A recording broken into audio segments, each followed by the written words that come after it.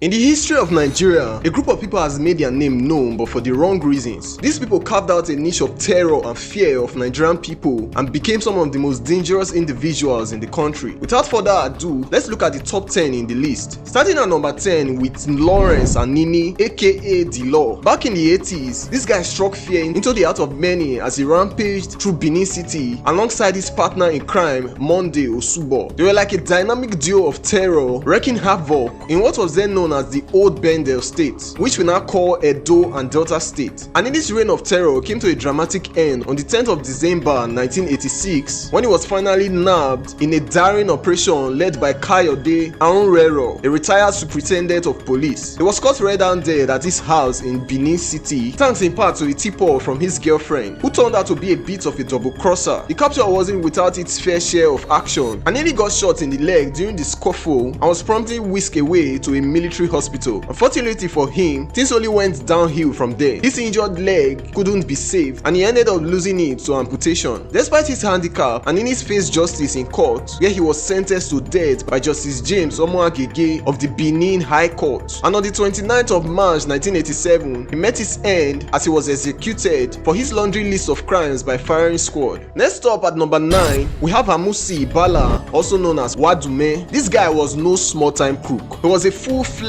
kidnap kingpin, giving even the Notorious Evans a run for his money. Wadume set up shop in Taraba State but spread his nefarious activities across the northern part of the country. Things came to a head in August 2019 when the long arm of the law finally caught up with him. The IRT, that's the Inspector General of Police Intelligence Response Team, for those not in the know, swooped in and nabbed Wadume. But here's where things took a crazy turn. While he was being hauled off to Abuja for questioning, a police convoy got ambushed at a military checkpoint. Soldiers mistook the police for kidnappers and unleashed a hail of bullets on the convoy. It was chaos. By the time the smoke cleared, 3 cops and 2 innocent bystanders lay dead, with 5 others nursing wounds. And to top it off, Wadume managed to slip through the chaos thanks to the soldiers. But Wadume's taste of freedom was short-lived. He got nabbed again soon after and was dragged to court on the 8th of June 2020 along with 6 other accomplices, and he was convicted. At number 8, we have Ishola Onyenosi, aka Doctor. This guy wasn't just your run for the mine robber. He was the mastermind behind a wave of terror that gripped the western part of the country in the 70s. Onyenusi's playbook was as ruthless as they come: carjackings, bank heists, and anything terror related. And he did it with a cold-blooded efficiency that sent fears all over. According to reports, Onyenusi fancied himself invisible, boasting that bullets couldn't touch him. Reality had a different plan. His final highs at one home factory in Ikeja ended in bloodshed, with a police officer paying the ultimate price. But even the most brazen criminals meet their match eventually. Onyenusi's luck ran out when he was finally caught and was executed by firing squad in front of 30,000 onlookers at the economic Lagos Bar Beach. At number 7,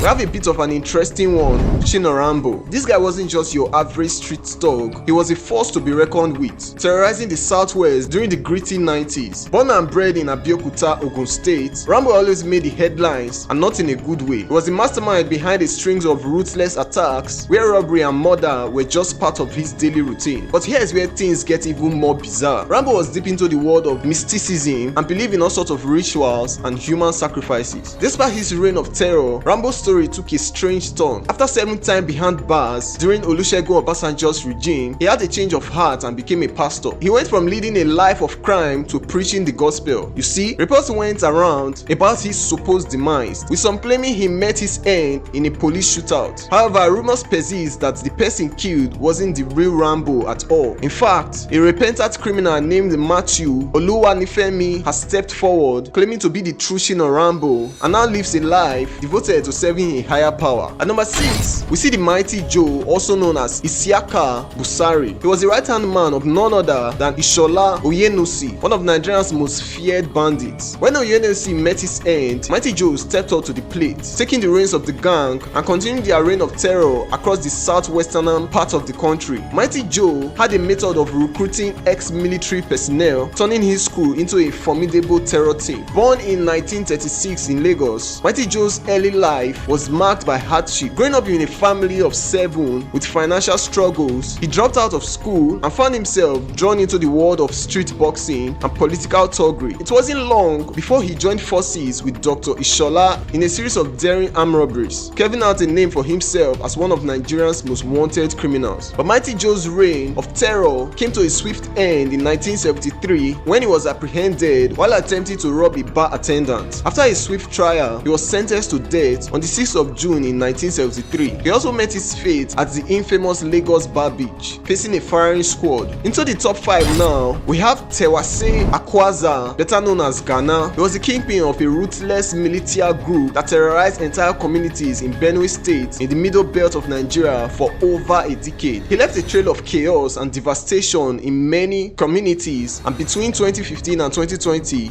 their criminal activities hit a fever pitch, with kidnappings, robberies, and massacres becoming disturbingly common occurrences. But Ghana wasn't just in need for the thrill of the chase, it was in need for the money. This gang would swoop into villages, snatching residents as weed and demanding hefty ransom in return. We're talking millions of naira lining their pockets, all at the expenses of innocent lives. The authorities were very blind to Ghana's reign of terror. After numerous failed attempts to track him down, they slapped a jaw-dropping bounty of 50 million naira on his head. But even with all that cash up for grabs, Ghana proved to be elusive. In a twist of fate, Ghana eventually decided to run himself in for amnesty on the 8th of September 2020. But instead of a second chance as redemption, he met his demands at the hands of the Nigerian army. At number 4, we have Abiodun Egunjobi, aka Godogodo, the modern day incarnation of Lawrence and Nini, striking fear into the hearts of many as a ruthless armed robber and ex-convict. Growing up in the slums, Godogodo's path to terror was paved with violence and crime. For 14 years, he held Lagos and other southwestern states in a grip of terror with bank robberies, car theft, kidnapping, and assassinations. But every criminal mastermind missed their march eventually. And for Godogodo, that day came on the 1st of August 2013, when the defunct Special Anti-Robbery Squad of Lagos State Police Command, led by the now infamous Deputy Commissioner of Police Abba Kyari, finally brought him to justice. Kyari, then a superintendent of police, spearheaded the operation that led to Godogodo's arrest. And let me tell you, it was cause for celebration within the police force. After years of eluding the long arm of the law, Godogodo was finally behind bars where he belonged. At number 3, we have a popular one, well, at least to the southeastern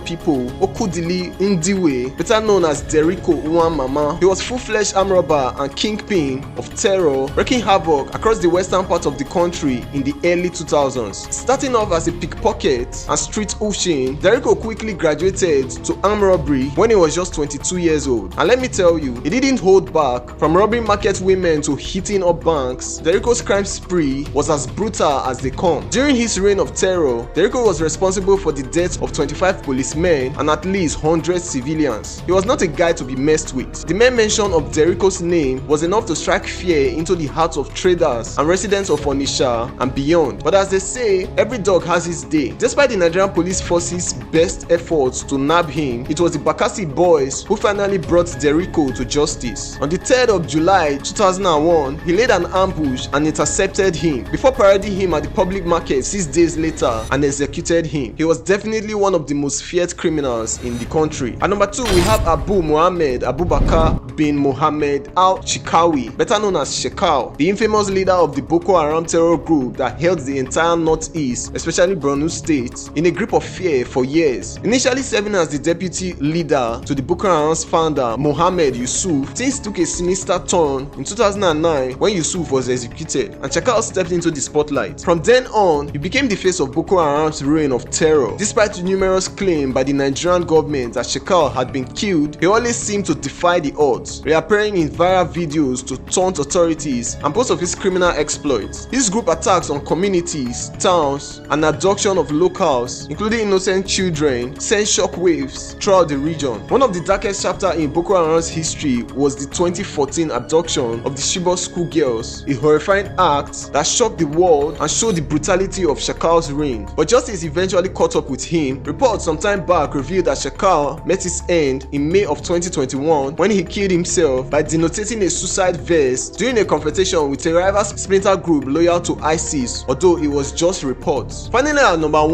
we have the popular Chukwudi Dumeme Onuamadike, aka Evans, better known as the Billonian kidnapper. He wasn't just your average crew, he was the kingpin of a kidnapping empire that sent shockwaves across the country. Evans earned his infamous nickname for a reason. With his smooth operations and extravagant lifestyle, he became a proud criminal, raking in massive ransoms from the families of his victims. Evans was a mastermind who managed to evade capture for a staggering 4 years, despite being on the most wanted list in 3 states. In some of his daring kidnappings, Evans demanded ransom payments of up to a whopping $1 million.